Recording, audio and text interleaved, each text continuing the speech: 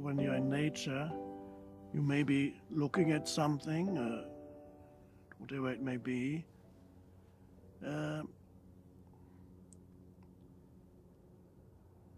but then you can also take in the totality of where you are, whatever it may be, your surroundings, trees, mountains, the ocean, or just simple, a grassy surface, bushes. Take in the totality and then bring in other sense perceptions too. But that requires alertness so that you don't drift back into mental concepts. Stay alert, then you become aware not just of the visual aspect of being there, you become aware of the sounds. There may be sounds, natural sounds, or there may be sounds that are not natural, that are interfering, but that's fine. There may be natural sounds, a breeze you can hear, the wind, the leaves are moving in the wind, or the certain birds, who knows, all natural sounds. Then there's also the air. You can feel the air, perhaps there's a very slight movement of air, you can feel it on your skin. And then there's a sense of, you smell, there's a certain sense arise as you become aware of your sense of smell. Maybe you can smell the moisture in the ground or whatever. Be there with all your senses. All senses.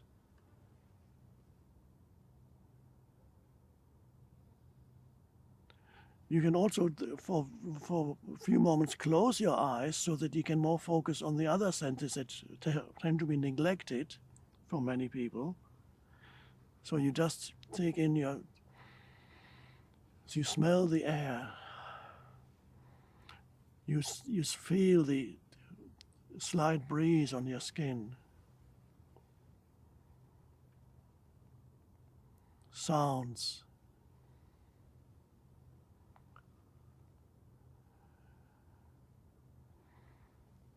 It's a beautiful experience, yeah, and you don't need to look for always the spectacular in nature.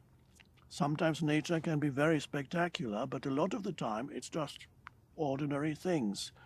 Yes, sometimes you have a beautiful, incredible flower, or gigantic sequoia tree, or whatever, incredible things.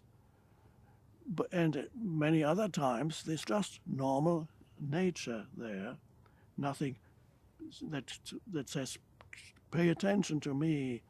So you have to find, if you're alert enough, you will see the concealed in the ordinary spectacle of nature, there is an extraordinary aliveness and beingness and presence. So you don't always look for the great thing. Just to be aware of many things that one would habitually overlook in a normal state of consciousness. There's a bush there, there's a grass here, it's been cut. Nothing special. But if you really become alert, then you see everything is intensely alive. There's a consciousness there. It may not be self-conscious, not conscious of itself. There is a consciousness that has manifested as the tree, the flower, the grass, the bush. There's a consciousness that has manifested in that form.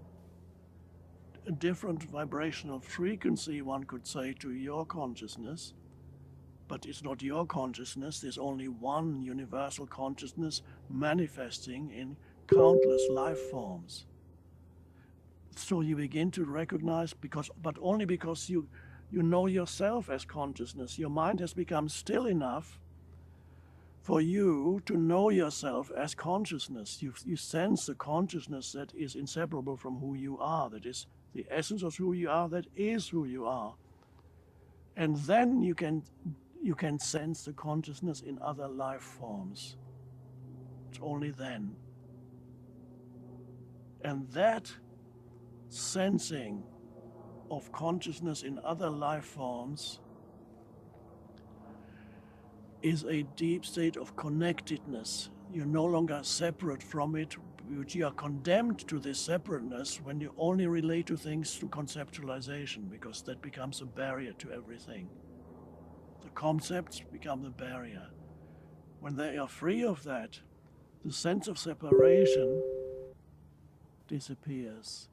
And there's a oneness, for example, of you and the flower, the oneness of you and the tree, because there's no longer an entity there that is me, a conceptual entity. There's only consciousness